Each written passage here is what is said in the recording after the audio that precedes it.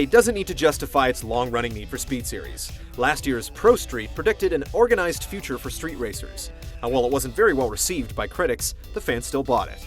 Now the series steps onto the wrong and right side of the law with Need for Speed Undercover.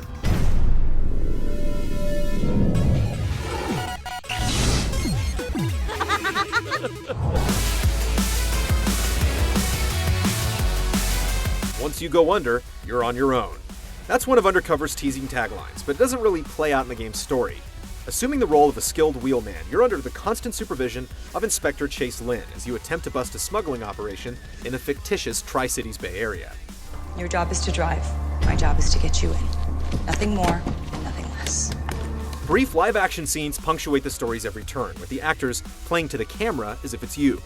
It certainly gets you personally into the plot as the main character, but the plot plays out like an unconvincing soap opera.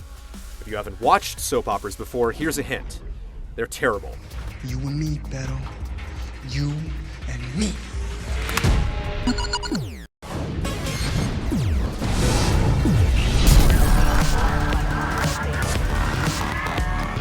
Need for Speed Undercover features an open-world structure with 3 cities linked by an extensive highway system. Between events, you can roam the map at will, but there aren't any benefits to exploration. No hidden items or events to discover, and no bonuses for finding shortcuts. When you do enter a race, side roads are often closed off with yellow concrete barriers. This keeps you on course, but it just doesn't make sense in an open-world game. With a tap of the control pad, you can either jump to the nearest event or open the GPS map to choose.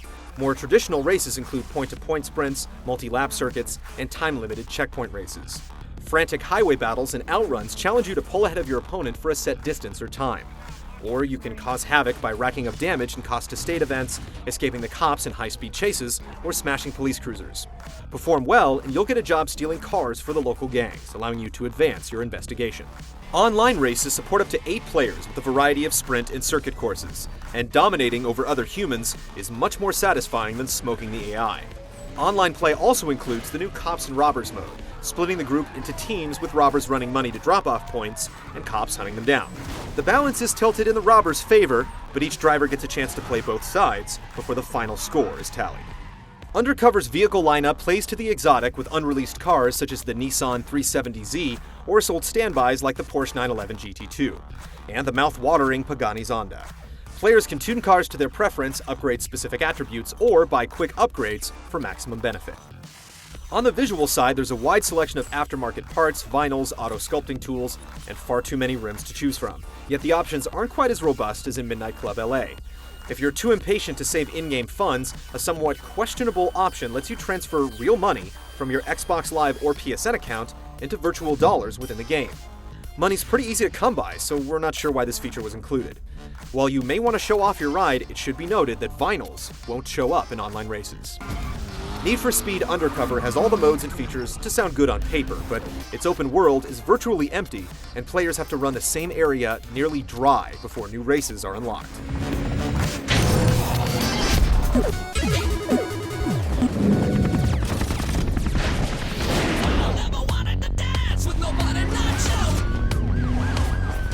Need for Speed Undercover is painfully easy. Roads are wide, there's hardly any traffic on the freeway, and AI drivers quickly fall behind. An experienced driver will consistently blaze past the competition and post dominating times with little effort. There aren't even any options to change the difficulty, except for the Wii version.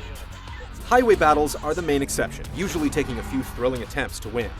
There's a bit of luck involved, but it's still exciting to weave through traffic at high speeds, trying to block your opponent and secure the best time. The staple Need for Speed police chases fluctuate between thrilling and annoying. You rarely get busted, but losing the cops can take time, as additional vehicles tend to spawn right in front of you. To lose the cops, you can either initiate a speed breaker to take sharp corners and punch through roadblocks, or, as you're driving, you can keep an eye out for pursuit breakers, structures that can be smashed apart to initiate a laughably poor animation and dump debris on pursuing vehicles. They're functional, but ugly. Many of the game's systems aren't explained outright, and it isn't initially clear why you're constantly penalized for speeding, driving off-road, and street racing.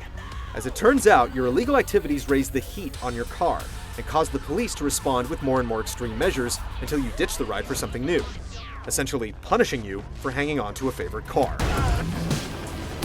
There's some challenge to be had in Undercover's police chases and alternate events, but for standard races, you basically just hold the win button.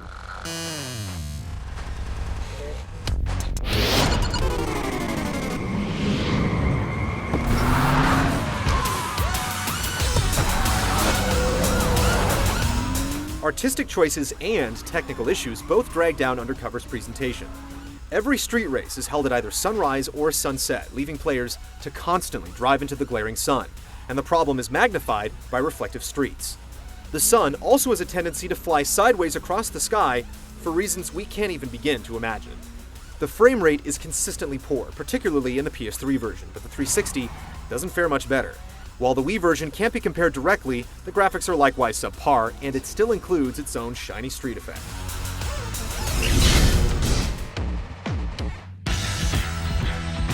Need for Speed Undercover lacks challenge, struggles technically, and practically requires sunglasses to play. The framework for a stronger game is present, but the final product simply doesn't come close to competing with games like Midnight Club LA or Burnout Paradise. Don't blow your cover or your extra cash by picking this one up.